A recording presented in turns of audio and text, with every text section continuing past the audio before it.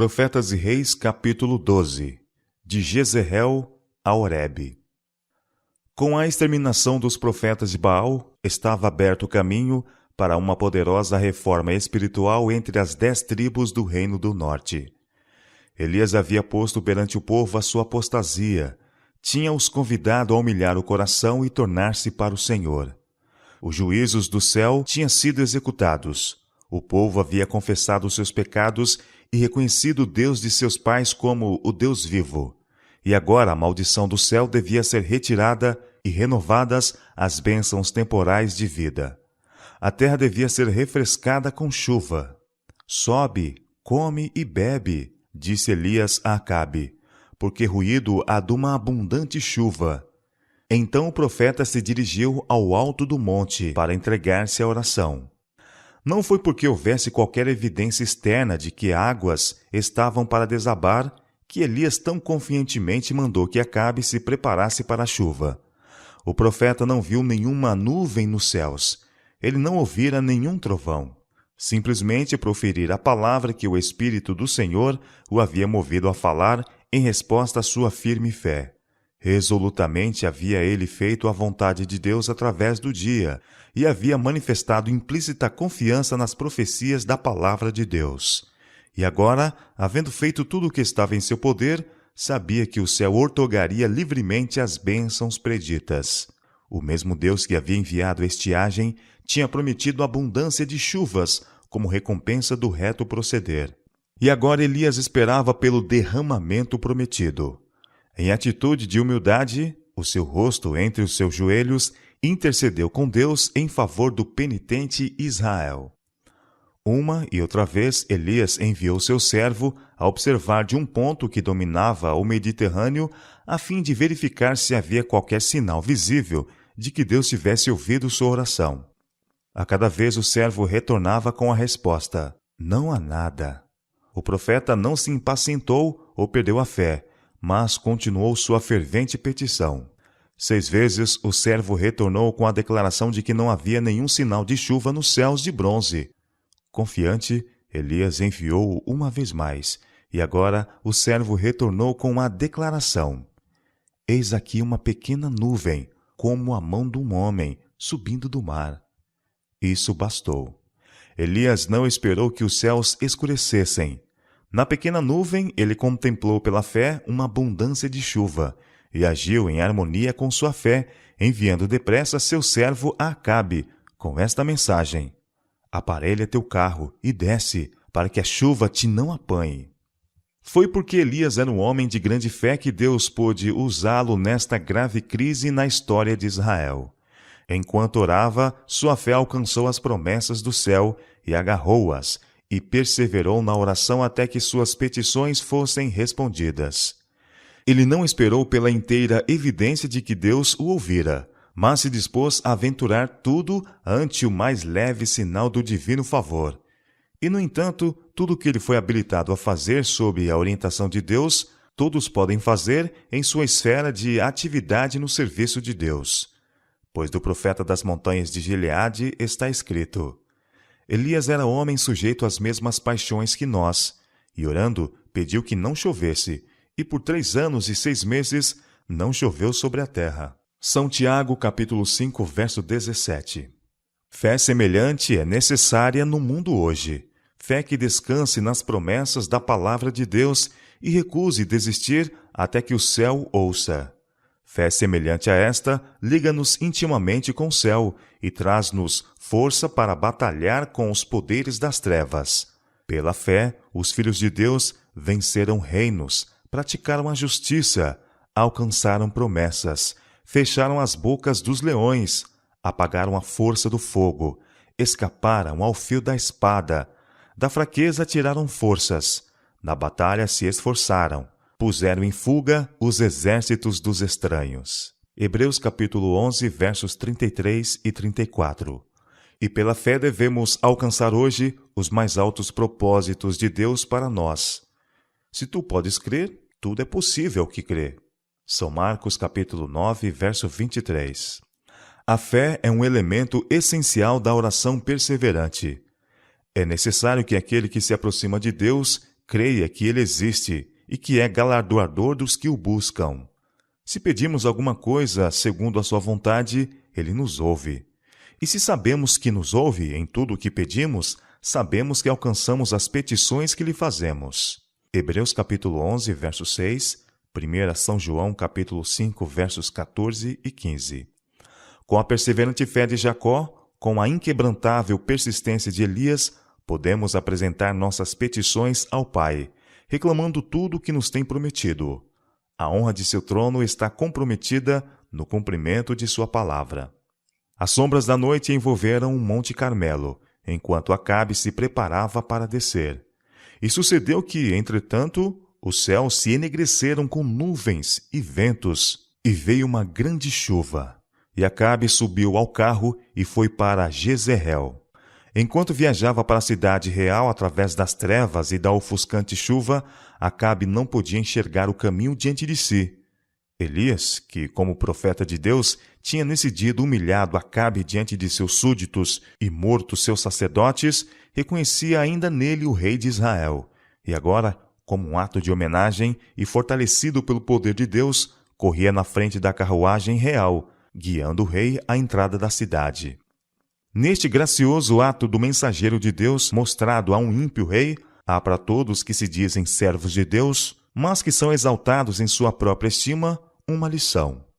Aos que se sentem acima da obrigação de realizar tarefas que lhes pareçam amesquinhantes. Hesitam em fazer até mesmo o serviço necessário, temendo serem achados fazendo a obra de um servo. Esses têm muito que aprender do exemplo de Elias. Mediante sua palavra, os tesouros do céu haviam por 3,5 anos sido retidos de sobre a terra. Havia ele sido significativamente honrado por Deus quando, em resposta à sua oração no Carmelo, descera fogo do céu e consumira o sacrifício. Sua mão tinha executado o juízo de Deus no extermínio dos profetas idólatras. Sua petição para que chovesse havia sido atendida. E, contudo, após os assinalados triunfos com que Deus se agradara honrar seu ministério público, ele se dispusera a realizar o serviço de um lacaio. À entrada de Jezreel, Elias e Acabe se separaram. O profeta, preferindo permanecer fora dos muros, envolveu-se em seu manto e deitou-se sobre a terra nua para dormir. O rei, entrando na cidade, alcançou logo o resguardado abrigo de seu palácio, e aí relatou à sua esposa os maravilhosos acontecimentos do dia e a admirável revelação do poder divino que provara a Israel ser Jeová, o verdadeiro Deus, e Elias, seu mensageiro escolhido. Contando Acabe, a rainha, o morticínio dos profetas idólatras, Jezabel, endurecida e impenitente, ficou enfurecida. Ela se recusou a reconhecer, nos sucessos do Carmelo, a soberana providência de Deus e, desafiador ainda, ousadamente declarou que Elias devia morrer. Nessa noite, um mensageiro despertou o fatigado profeta e transmitiu-lhe a palavra de Jezabel. Assim me façam os deuses, e outro tanto, se de certo amanhã, a estas horas, não puser a tua vida como a de um deles.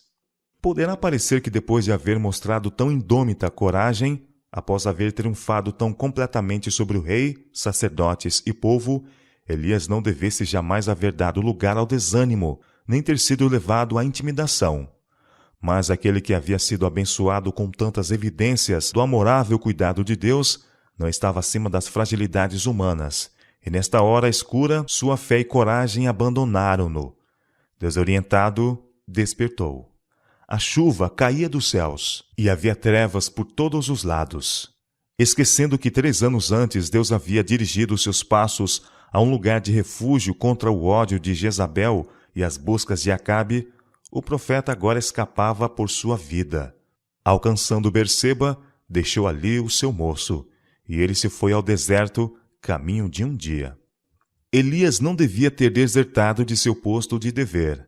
Devia ter enfrentado a ameaça de Jezabel, apelando para a proteção daquele que o havia comissionado para que vindicasse a honra de Jeová. Ele devia ter dito ao mensageiro que o Deus, em quem confiava, o protegeria contra o ódio da rainha. Apenas poucas horas haviam decorrido desde que ele testemunhara a maravilhosa manifestação do poder divino, e isto devia ter lhe dado a segurança de que ele não seria agora abandonado.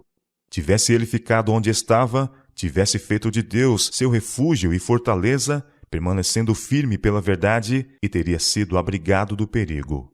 O Senhor lhe teria dado outra assinalada vitória, enviando seu juízo sobre Jezabel, e a impressão feita sobre o rei e o povo teria dado lugar a uma grande reforma. Elias havia esperado muito do milagre produzido no Carmelo.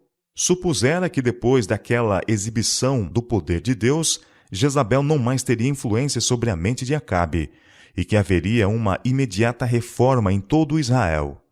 O dia todo, no alto do Carmelo, ele havia mourejado sem alimento. Contudo, quando guiava o carro de Acabe à entrada de Jezreel, sua coragem foi forte, a despeito da debilidade física sob a qual havia trabalhado. Mas uma reação como a que frequentemente segue elevada fé e gloriosos sucessos estavam exercendo pressão sobre Elias. Ele temeu que a reforma iniciada no Carmelo não fosse duradoura, e a depressão se apoderou dele. Havia sido exaltado ao topo do Pisga, agora estava no vale. Enquanto sob a inspiração do Onipotente, ele tinha resistido à mais severa prova de fé. Mas nesse tempo de desencorajamento, com a ameaça de Jezabel soando-lhe aos ouvidos, e Satanás ainda aparentemente prevalecendo mediante a trama desta ímpia mulher, ele perdeu sua firmeza em Deus. Havia sido exaltado acima da medida, e a reação foi tremenda. Esquecendo-se de Deus, Elias fugia mais e mais, até que se encontrou num árido deserto, sozinho. Indescritivelmente cansado, assentou-se para repousar debaixo de um zimbro. Assentando-se aí, pediu a morte para si mesmo. Já basta, ó Senhor, disse ele. Toma agora a minha vida, pois não sou melhor que meus pais. Fugitivo, longe da habitação dos homens, o espírito causticado pelo amargo desapontamento, ele desejou nunca mais olhar a face de um homem. Afinal, extremamente exausto, adormeceu. Na experiência de todos, surgem ocasiões de profundo desapontamento e extremo desencorajamento, dias em que só predomina a tristeza, e é difícil crer que Deus é ainda o bondoso benfeitor de seus filhos na terra. Dias em que o dissabor mortifica a alma, de maneira que a morte pareça preferível à vida. É então que muitos perdem sua confiança em Deus e são levados à escravidão da dúvida, ao cativeiro da incredulidade. Pudéssemos em tais ocasiões discernir com intuição espiritual o significado das providências de Deus, veríamos anjos procurando salvar-nos de nós mesmos, esforçando-se para firmar nossos pés num fundamento mais firme que os montes eternos. E nova fé, nova vida jorrariam para dentro do ser. O fiel Jó, no dia de sua aflição e trevas, declarou: Pereça o dia em que nasci. Oh, se a minha mágoa retamente se pesasse, e a minha miséria juntamente se pusesse numa balança.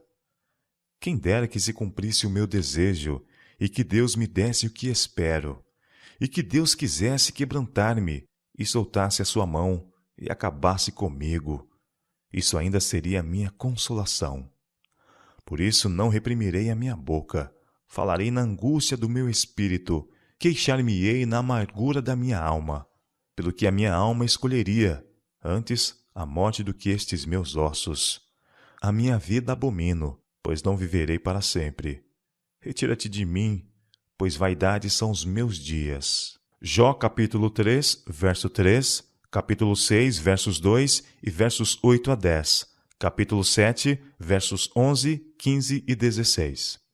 Mas, embora cansado da vida, a Jó não foi permitido morrer. Foram-lhe indicadas as possibilidades do futuro e deu-se-lhe a mensagem de esperança.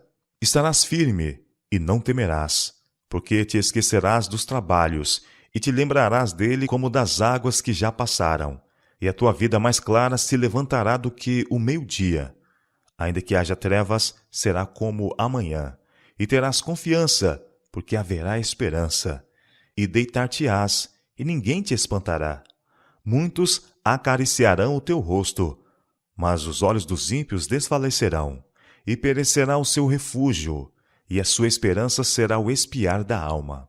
Jó capítulo 11, versos 15 a 20.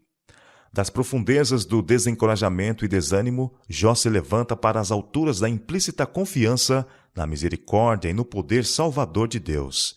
Triunfantemente declarou: ainda que ele me mate, nele esperarei. Também isto será minha salvação, porque eu sei que o meu Redentor vive e que por fim se levantará sobre a terra, e depois de consumida a minha pele, ainda em minha carne verei a Deus. Vê-lo-ei por mim mesmo, e os meus olhos, e não outros, o verão. Jó capítulo 13, versos 15 e 16, e capítulo 19, versos 25 a 27. Depois disto, o Senhor respondeu a Jó num redemoinho, e revelou a seu servo a força do seu poder. Quando Jó teve um vislumbre de seu Criador, abominou-se a si mesmo, e se arrependeu no pó e na cinza. Então o Senhor pôde abençoá-lo abundantemente, e fazer os seus últimos dias os melhores de sua vida. Esperança e coragem são essenciais ao perfeito serviço para Deus. Estes são frutos da fé. O desânimo é pecaminoso e irrazoável. Deus está em condições e disposto a outorgar a seus servos mais abundantemente a força de que necessitam para a tentação e prova. Os planos dos inimigos de sua obra podem parecer bem assentados e firmemente estabelecidos, mas Deus pode subverter os mais fortes deles. E isso ele faz em seu devido tempo e maneira, quando vê que a fé dos seus servos foi suficientemente testada. Para o desalentado, há um seguro remédio: fé, oração e trabalho. Fé e atividade proverão segurança e satisfação que hão de aumentar dia a dia. Estais tentados a dar guarida a sentimentos de ansiedade ou acérrimo desânimo? Nos dias mais negros, quando as aparências parecem mais agressivas, não temais. Tende fé em Deus. Ele reconhece vossas necessidades, possui todo o poder. Seu infinito amor e compaixão são incansáveis. Não receeis que ele deixe de cumprir sua promessa. Ele é eterna verdade. Jamais mudará o concerto que fez com os que o amam, e concederá a seus fiéis servos a medida de eficiência que suas necessidades demandem. O apóstolo Paulo testificou: e disse-me: a minha graça te basta, porque o meu poder se aperfeiçoa na fraqueza. Pelo que sinto prazer nas fraquezas, nas injúrias, nas necessidades, nas perseguições, nas angústias por amor de Deus, porque quando estou fraco, então sou forte. 2 Coríntios capítulo 12, versos 9 e 10. Abandonou Deus a Elias em sua hora de provas? Oh, não! Ele não amava menos seu servo quando este sentiu-se abandonado de Deus e dos homens, do que quando, em resposta à sua oração, flamejou o fogo do céu e iluminou o topo do monte. E agora, havendo Elias adormecido, um suave toque e delicada voz o despertou. Ele se ergue aterrado como quem vai fugir, temendo que o inimigo o tivesse descoberto. Mas a face compassiva que se inclinava sobre ele não era a de um inimigo, mas de um amigo. Deus tinha enviado um anjo do céu com alimento para seu servo. Levanta-te e come, disse o anjo. E olhou, e eis que à sua cabeceira estava um pão cozido sobre as brasas e uma botija de água. Depois de haver se servido do repasto, para si preparado, Elias deitou-se de novo e adormeceu. Pela segunda vez veio o anjo. Tocando o exausto homem, disse com terna piedade: levanta-te e come, porque muito comprido te será o caminho. Levantou-se, pois, e comeu e bebeu, e com a força daquela caminhada, caminhou 40 dias e 40 noites até Horebe, o monte de Deus, onde encontrou refúgio numa caverna.